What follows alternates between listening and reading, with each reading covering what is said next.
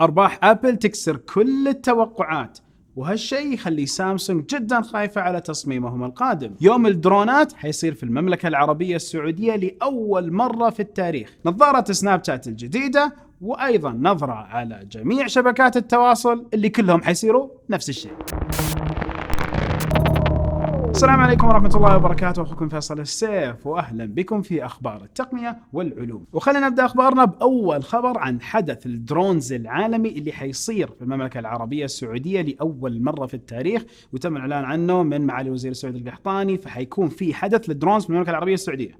يعني قبل أسبوعين تقريبا في الأخبار ذكرنا أنه في قوانين وأشياء جديدة، أيضا تابع لتغريدته اللي قالها. الحين نتكلم عن الحدث الأول من نوعه حيصير في المملكة العربية السعودية. حطيت لكم الروابط والتفاصيل وكل شيء، وبإذن الله نسوي لكم تغطية لهذا الحدث، فخليكم معنا. وأحداث جدا رائعة اللي قاعدة تصير عندنا في المملكة العربية السعودية. فلو تكلمنا عن SAP Now، صار في مدينة الرياض لمدة يومين، عرضوا أشياء وتقنيات كثيرة في مجال البيانات وتحليل البيانات واستغلال البيانات بشكل كامل. وهنا في تنبيه وأيضا في معلومة. فأول شيء وشو SAP Now لازم نعرفها، وشو الحدث بالضبط. طبعا SAP Now هذه ايفنت نعقدها كل فترة، مهمة جدا بالنسبة لنا تو انجيج مع الكاستمرز، نسمع منهم يسمعوا منا، وشير ليتست تكنولوجي ليتست بارتنرشيب، في المقابل فيدباك اند ايدياز فروم كاستمرز. والتنبيه المهم، أي واحد قاعد يتفرج علينا، ترى من المهم جدا في هذا العصر أنه إذا كان عندك قواعد بيانات ومعلومات مهمة في شركتك، مؤسستك، وزارتك، في جهتك الحكومية، في هيئة، في أي مكان، نفس البيانات يتم تخزينها في نفس الدولة، وما تجي تجيب لي خدمة زي مثلا SAP ويحطوا البيانات في مكان ثاني. لحظة، SAP هم نفسهم اللي كان معهم الدكتور أحمد، SAP في المملكة العربية السعودية، وكيف هيحطوا بياناتهم وكيف هيخزنوا بيانات اللي أصلا من السعودية بيشتغلوا معاهم ويستخدموا خدماتهم؟ أهمية كبيرة جدا. احنا كجزء من استثمارنا في تحقيق مخرجات فيجن 2030 استثمرنا في ديتا سنتر داخل السعودية، أصبح لايف مثل ما أعلنا اليوم، أصبح أب رانينج. we are very proud of that. أصبح عندنا كاستمرز موجودين بياناتهم بالكامل داخل السعودية secured مثل حسب توقعاتهم، وسرعنا عملية الديجيتايزيشن لأني انتيتي من سنوات إلى عدة أشهر. وهذه أكبر فاليو للشركات، سرعة في إنجاز الديجيتايزيشن، هاي سيكوريتي بلس data within the country. فأنتوا على هذه النقطة وش رأيكم؟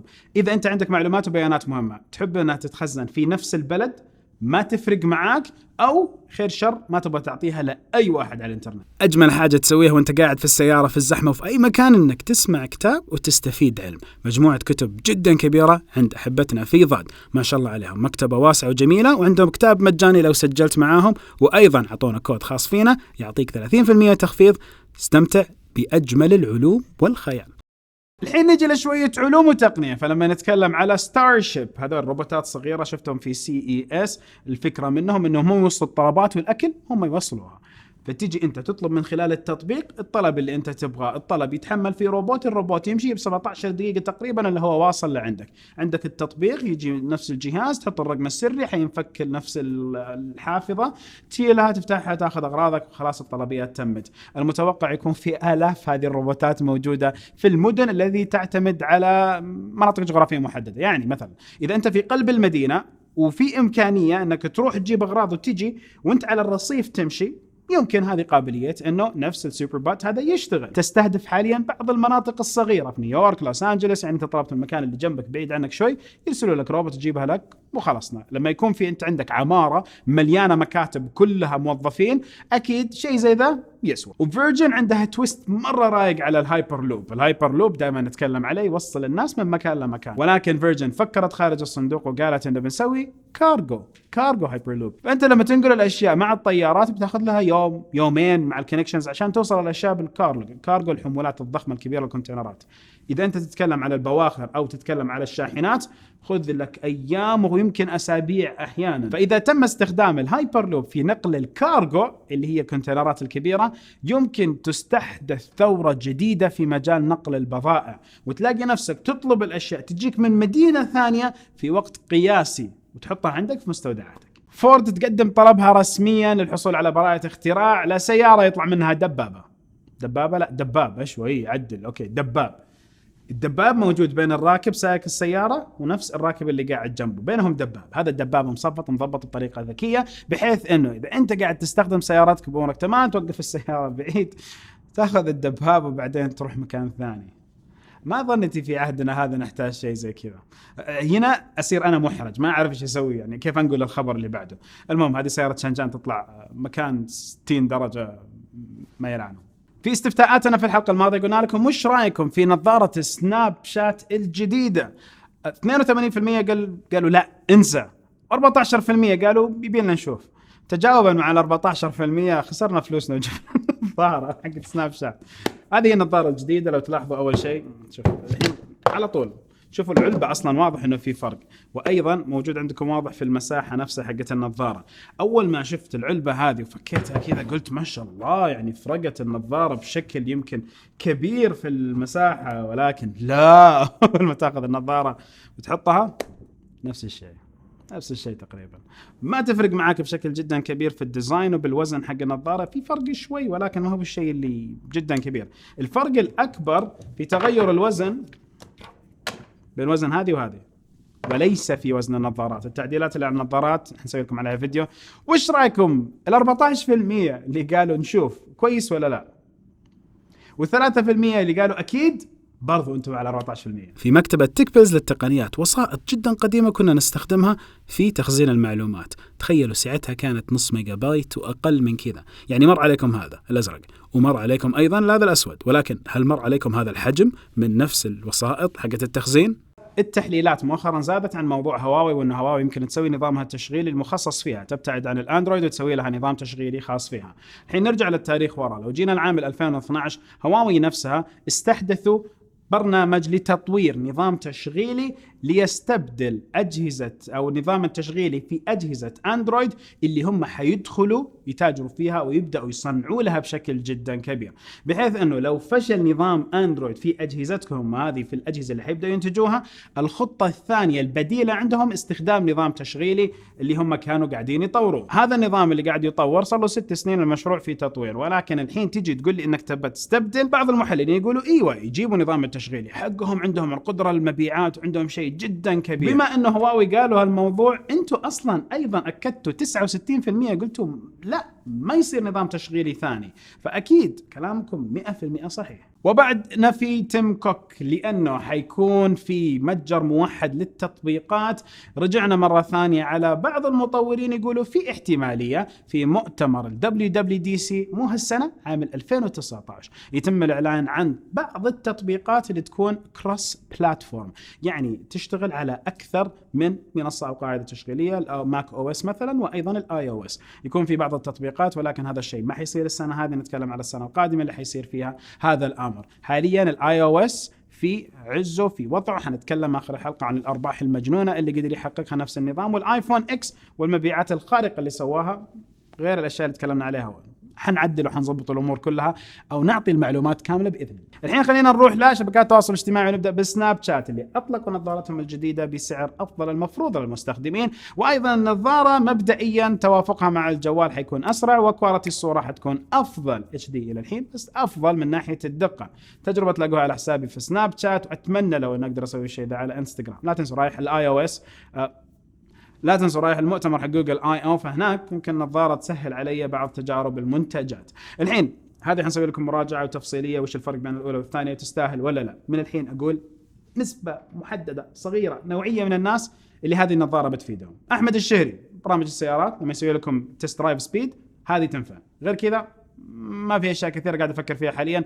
اذا بتعلم ناس طبخ ليش لا استخدمها، ولا انك تحب الرياضات المائيه، لانه هذه حاطينها واتر ريزيستنس ما تغوص فيها، يعني لا تدخل جوا المويه تتحمس، لا هذه وانت برا المويه طرطشه خفيفه امورك تمام. المهم سناب شات يقولوا انه شبكتهم لم تنمو بالشكل الكبير بسبب التغيرات اللي حطوها على الواجهه حقت نفس التطبيق، فالتغيير في الواجهه ادى الى قله النمو اللي موجود عندهم. أقول لسناب شات يعطيكم العافية، فعليا هذه أحد الأسباب، والأسباب الأخرى هي النقاط اللي حنقولها الحين من ناحية الخدمات اللي موجودة في الكثير من التطبيقات. وايضا المنافسه اللي انستغرام قاعده تعطيها لكم. فالحين خلينا نحط عندنا هنا الثلاث نقاط. شوف الثلاث نقاط اللي موجوده عندكم: انستغرام وعندكم فيسبوك خلينا نزيد واتساب، هذه ثلاث نقاط، وايضا موجود عندكم سناب شات. الخدمات اللي موجوده الحين نتكلم على ان انستغرام حيصير فيها قريبا مكالمات فيديو، اعطي مكالمات فيديو، والتطبيقات اللي عندها مكالمات فيديو حيكون ايضا فيها مكالمات جماعيه، التطبيقات اللي فيها مكالمات جماعيه، وايضا حيكون في استيكرات. شو الاشياء اللي موجوده؟ استيكرات، هذه استيكرات بتجي على الواتساب، ترى تم اعلانها بالواتساب واعلنت في مؤتمر F8. وايضا في تطبيقات حيصير يمكنوا الاوجمانتد رياليتي، الواقع المدمج، تطبيقات الفيسبوك والانستغرام، واصلا موجوده على سناب شات. اوكي، تطبيقات كلها ستوحد، واضح الخدمات قاعده تتوحد، وكثير من المطورين هذول التطبيقات قاعدين يعانون من مساله ايجاد خدمات خارج الصندوق. فوي شات في الصين احتل مكانة كبيرة في الدفع، ولا واحد من التطبيقات اللي ذكرناها جاب خدمة متكاملة للدفع في المنطقة العربية. هذا نتمناه ونأمله. كل اللي قاعد يركزوا عليه هو كيف انك تاخذ محتوى، كيف تنشر محتوى، كيف تسوي مكالمات صوتية، فيديو، اشياء زي كذا. تطبيقات قاعدة تصير شبيهة ببعض، وايضا التطبيقات بحجم المستخدمين ما حد يقدر ينكر انه امبراطورية فيسبوك هي الغالبة، لأنه نتكلم على انستغرام، واتساب، فيسبوك كلهم مع بعض، شيء جدا يخوف.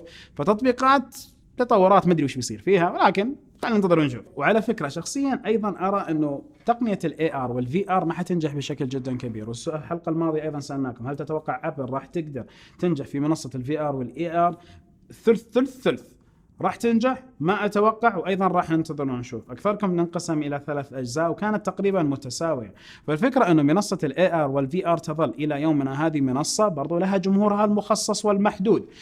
تلاقي ناس تحب الفي ار، ناس تحب الاي ار، ناس تحب فيديوهات ال 360، ولكن جمهور محدود وليس الجمهور العام. الى ان ترتقي هذه التقنيات الاي ار، الفي ار، وحتى الميكست رياليتي، وتصير هي تقنيه يتبناها الكل وبحاجتها مجموعة من الناس، ساعتها يمكن النجاح يكون قبيل هذه الخدمات. والتسريبات الحماسية للصور اللي قاعدة تطلع على HTC U12 Plus، الجوال يمكن أنه يكون واحد أفضل الجوالات اللي حتطلعها HTC في هذا العام، إذا ما كان الجوال الوحيد. فالجوال هذا المفروض أنه يحمل معالج قوي، يحمل إمكانيات إضافية، ما حيكون في منفذ سماعة، حيكون في السونيك ساوند حقهم، تقنية حقة الصوت. وأيضا HTC حتحاول تحط فيه جهد كبير من ناحية الخدمات المكملة والسعة حقتها الكاملة. هالجوال يمكن أنه لو تأكدت الأمور يحمل كاميرتين أمامية وكاميرتين خلفية، والناتش ما حيكون في عندكم ناتش. ولكن أيضا HTC عودتنا في الجوالات المرة قوية اللي طلعوها يكون فيها ابتكارات وأشياء رائقة، رغم أنه ما تمشي جوالاتهم بشكل كبير. ولكن ما حد ينكر البوم ساوند اللي طلعوا فيه، السكويز اللي موجود عندهم، الضغط على نفس الجوال، وتقنيات كثيرة على مر الزمان طلعوها. نتمنى لهم التوفيق وننتظر جوالهم الجديد. إذا ودك تعيش في جو زمان، في مكتبة تك بيلز للتقنيات، لوحة المفاتيح هذه اللي أنت تربطها بالبلوتوث على نفس الآيباد حقك، وتصير تكتب على الآيباد وكأنك قبل 30 سنة قاعد تكتب على آلة كاتبة. يعني يبغى الواحد يضبط جلسته على أساس نبدأ الأخبار حقة الآيفون وأيضا سامسونج وتخوفها من الشيء اللي قاعد يصير مع أبل. فالأول شيء لما نتكلم على توقعات أبل أنها شركة خسرانة وضايعة وأشياء زي كذا، وأبدا لما أعلنوا عن مبيعات الربع الثاني من عام 2018 تفوقت بشكل خارق في جميع المجالات اللي موجودة من منتجات أبل نفسها: ايفونات، ايبادات، اكسسوارات واشياء اضافيه. اكسسوارات، اشياء اضافيه يعني ساعات ذكيه، الايربودز. نتكلم على ايبادات، عندهم الايبادات الفئات اللي طلعوها، وايضا في فئه الماك واللابتوبات والكمبيوترات والاشياء دي كلها. وايضا اكيد الشيء الاساسي هو الايفونات، وحوالي 51 مليون جوال قدروا يبيعوا. تصحيح 52 مليون جوال تقريبا تم بيعه. فئات الجوال وش الأنواع اللي تم بيعها أكثر؟ أبدا ما تم الإعلان عنها، ولكن بالفعل رقم جدا كبير، ومن زمان ما قدروا يصلوا لأرباح زي كذا. وأيضا تيم كوك في أحد نفس المقابلات تكلم على أنه السوق الصيني هو الأعلى مبيعا في الآيفون إكس، فعندهم الرقم 1 مبيعا هو الآيفون إكس ب أعتقد 21% هي نسبة الآيفون إكس اللي تم بيعها هناك من أصل مبيعات الآيفون إكس اللي صارت في هذا الربع. أرقام قوية تعني الشيء الكثير لشركة أبل ونجاح تصميمها وتسويقها، وأنه بالفعل كثير من الشركات الأخرى تجي وراء أبل لما نتكلم على التصميم والأشياء هذه كلها. مع التطورات والأشياء اللي قاعدة تصير في عالم الجوالات، وكل شركة قاعدة تتبنى النوتش، رغم أنه أبل مو أول ما جاء فيها، ولكن أبل اللي شهرت النوتش بشكل كبير بمبيعاتها وأرقامها كثيرة للآيفون إكس وانتشار الآيفون إكس.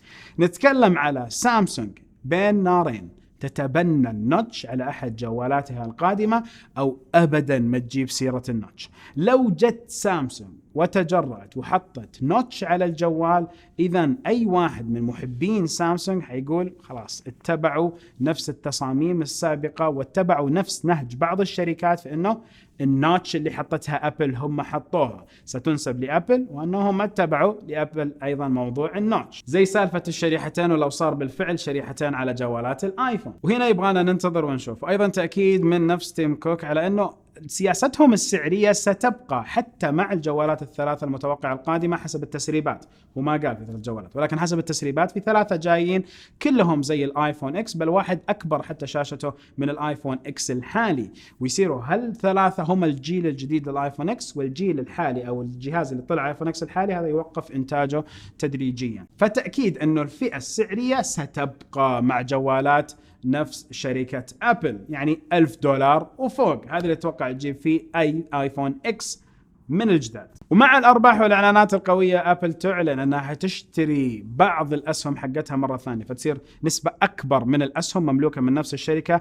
100 مليار سيتم دفعها لشراء هذه الأسهم، إعادة شرائها. للتوضيح، مسألة أنك أنت كشركة تعيد تشتري أسهمك، زمان كان هذا الشيء ممنوع في أمريكا، بعدين أكيد غيرت القوانين وضبطت، فيصير أنت على أساس يصير عندك نسبة أكبر من الأسهم تقدر تشتري من السوق الأسهم حقتك أكثر للشركة، فيصير بدل ما يعني النسبة تتغير، إذا أنت تملك 45% تصير 46 على سبيل المثال في المية. واخر حاجه نختم فيها، لما جت شركه ابل وشالت منفذ السماعه من جوالاتها وحطت لنا الوصله الصغيره مع نفس الجوال. الوصله الهدف منها انك تقدر تشبك السماعات التقليديه القديمه على نفس الجوالات. هالوصله احتماليه تختفي مع الاعلان القادم، وما حيصير عندك الخيار انك تشبك سماعة عادية إلا إذا أنت اشتريت وصلة خارجية. وأبل واضح في توجهها، حيكون في ايربودز جديدة. الايربودز هذه أيضا بإمكانيات أفضل مع نويز كانسليشن، إن شاء الله يجيبوها على الجوال الجديد أو على السماعة الجديدة. ويكون توجه أبل في جوالاتهم القادمة إنه يا تستخدم السلك حق السماعة اللي هم جابوه لسماعة كاملة،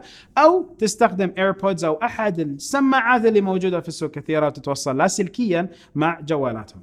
نهاية الفيديو، كل فيديو حلقة جدا دسمة، أخبار جدا كثيرة، أتمنى أن تعجبكم. المرة الجاية الأخبار يمكن تكون من وين؟ من الولايات المتحدة الأمريكية، فخليكم معنا وإن شاء الله حنكون في جوجل I/O نهاية الفيديو كل فيديو.